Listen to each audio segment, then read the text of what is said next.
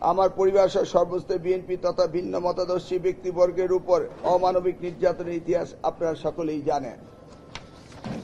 ওই সময় বিরোধীর পক্ষের কাউকে বিদেশ গমন করতে না দেওয়া অত্যাচারের একটি অন্যতম হাতিয়ার হিসেবে ব্যবহৃত করা হতো। দেশের সবচেয়ে জনপ্রিয় নেত্রী সাবেক প্রধানমন্ত্রী দেশমাতা বেগম খালেদা জিয়াকে মুমূর্ষু অবস্থায় তার চিকিৎসার্থে দেশের বাইরে যেতে দেয়নি। আমাকে অপ্রত্যাশিতভাবে বিদেশ যেতে না দেওয়ার এই ঘটনা অতীতে সেই ন্যাক্কারজনক স্মৃতিগুলো আমাকে মনে করিয়ে দেয়। আমি সরকারের কাছে জানতে চাই, কেন আমাকে বিদেশ যেতে দেওয়া হলো না? এই সরকার মহান 24-এর গণঅভ্যুত্থানের সরকার। আমার দল বিএনপি শুরু থেকেই মাননীয় প্রধান উপদেষ্টা ডক্টর প্রফেসর ইউনূস ও তার নেতৃত্বাধীন অন্তর্বর্তীকালীন সরকারের সমর্থন দিয়ে আসছে। মাননীয় প্রধান উপদেষ্টা প্রফেসর ডক্টর ইউনূসের প্রতি আমার গভীর শ্রদ্ধা ও সম্মান রয়েছে। আমি দৃঢ়ভাবে বিশ্বাস করি, এই সরকারের কোনো সংস্থা বা বিভাগ কোনো ভুল তথ্য বা ষড়যন্ত্রে বিভ্রান্ত হবেন না এবং আমি সহ দেশের সকল নাগরিকের সাংবিধানিক ও নাগরিক মানবিক অধিকার রক্ষার যথাযথ ব্যবস্থা গ্রহণ করবেন। পরিশেষে বলতে চাই, আমি রাষ্ট্রের প্রতি আনুগত্য ও আইনের শাসন প্রতিষ্ঠায় সর্বদা সচেষ্ট আছি এবং থাকব। রাষ্ট্রের প্রয়োজনে দেশ ও মানুষের কল্যাণে সরকারের সাথে সর্বাঙ্গীন সহযোগিতা করতে প্রস্তুত রয়েছি। সবাইকে ধন্যবাদ।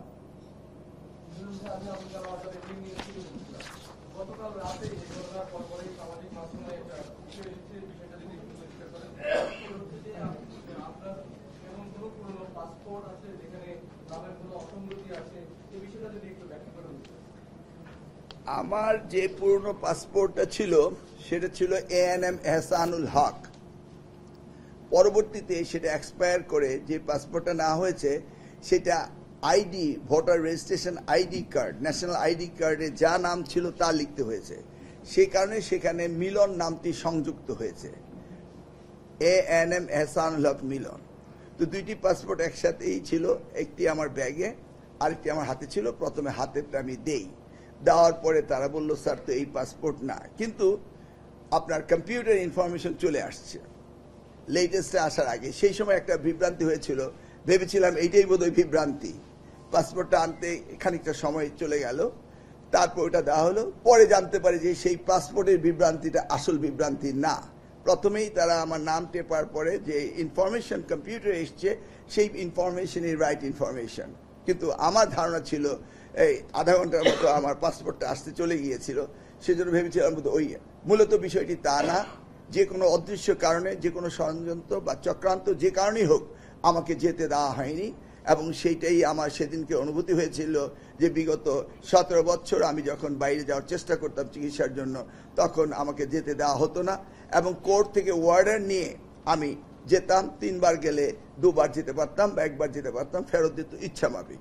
তা তাৎক্ষণিকভাবে আমি আমার সেই পুরনো ওয়ার্ডারটি আমার কাছে ছিল আমার টেলিফোনের গ্যালারিতে।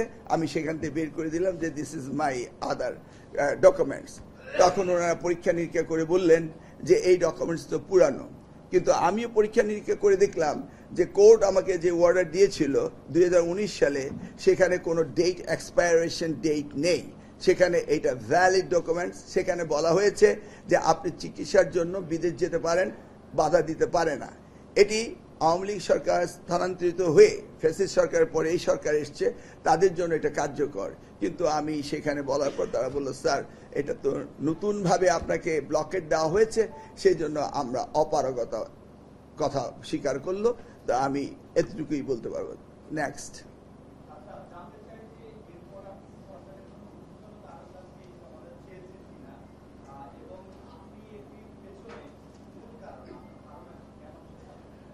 আমি যেটা জানি যে আমাকে ইনফরমেশন জানার রাইটস রয়েছে এক, এবং আমার বিরুদ্ধে কোনো নিষেধাজ্ঞা দিলে এটা একটা ডিউ প্রসেস রয়েছে।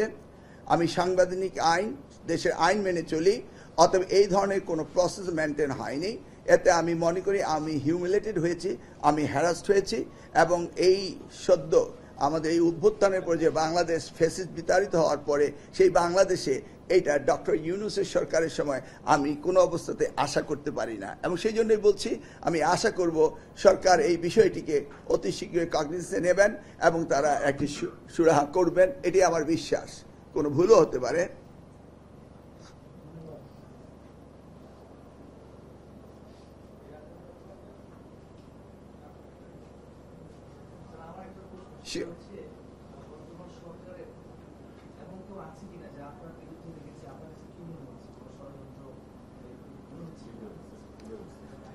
আপনার কথায় আমি অনেক স্মেল নিতে চাই, কারণ এই ধরনের অপ্রত্যাশিত ঘটনা হঠাৎ করে ঘটবে। আমার মতো একটা ক্লিন ইমেজের লোক যে আমি কখনো কোনো বিষয়ে ইনভলভ হই না এবং কোনো রকম ষড়যন্ত্র চক্রান্ততে আমি থাকি না। আপনার সাংবাদিক ভাইরা জানেন যে বিগত সময়ে আপনাকে দেখেছেন যে আমি এই ধরনের কোনো জায়গায় আমার অনুপস্থিতি ছিল সব সময়। অতএব এটা হতেও পারে, উড়িয়ে দেওয়া যায় না। তবে এই সরকারের ভিতর থেকে আমাকে কিছু করবে এটাও আমি বিশ্বাস করি না, কারণ এই সরকার তো ক্ষণিকের জন্য এবং সকলের সরকার। নিশ্চয়ই কোথাও না কোথাও একটু ভুল ইনফরমেশন ফিড হয়েছে বলে আমার ধারণা।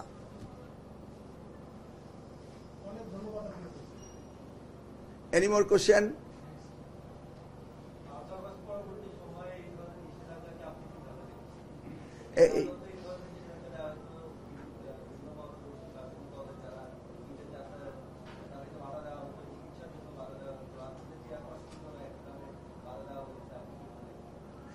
সেই বিষয়টি আমি উল্লেখ করেছি আমার লিখিত বক্তব্য, যে আমরা এই ফ্যাসিস্ট আওয়ামী লীগের সময় কতটা নির্যাতিত হয়েছি আপনারা জানেন। আমি নিজেও বারবার বিনা কারণেই জেলে গিয়েছি, অনেক কষ্ট হয়েছে। আমার নেতাকর্মী অনেকে এখানে রয়েছেন, তারা নির্যাতিত হয়েছেন এবং অনেক সময় আমরা চিকিৎসা পাইনি, যেতে পারিনি।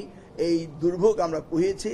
আজকে হঠাৎ করে যখন গতকাল এই ঘটনাটি ঘটলো, এটি আমার কাছে বিনা মেঘে বজ্রপাতের মতো এমন একটি অবস্থা সৃষ্টি করলো। I was just stand. আমি স্থবির হয়ে গেলাম যে হোয়াট ইজ দিস। কারণ আমাকে এয়ারপোর্টে সম্মান করেনি এই কথা তো আপনি বলতে পারবেন না।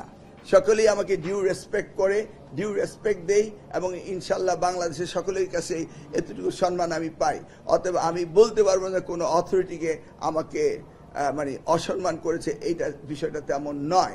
এটি কম্পিউটারে একটি ব্লকেট রয়েছে এবং এটা তারা পরীক্ষা করে দেখুক এবং প্রয়োজনে আমার সাথে কথা বলুক, সেটাই। এটা কোনো মিস্টেকসও হতে পারে।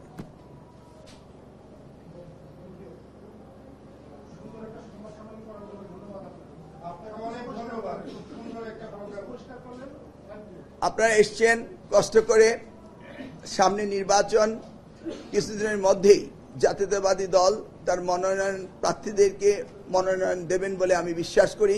সেই মনোনয়ন আমিও একজন প্রত্যাশী। অতএব আগামী দিনগুলোতে বাংলাদেশের জন্য যেমনিভাবে বিগত দিনে কাজ করেছিলাম, আগামী দিনে সেই কাজ করব। আমার প্রিয় সাংবাদিক বন্ধুরা, আপনারা বিগত দিনেও আমার সাথে ছিলেন, ভবিষ্যতে আপনারা আমাদের সাথে থাকবেন এবং আমার যে আন্তরিকতা, আমার যে দেশাত্মবোধ, দেশপ্রেম, এটা আমার চিরজাগরুক থাকুক এবং আপনাদের সকলকে নিয়ে কাজ করব। এই সকালে এসে আপনাদেরকে এখানে আনার জন্য, কষ্ট দেওয়ার জন্য আন্তরিকভাবে দুঃখিত এবং সেই সাথে আমি কৃতজ্ঞতা এবং ধন্যবাদ জ্ঞাপন করছি আপনারা আমার এই প্রেস কনফারেন্সটি কভার করার জন্য সকল মিডিয়াকে আন্তরিক ধন্যবাদ। আসসালামু আলাইকুম।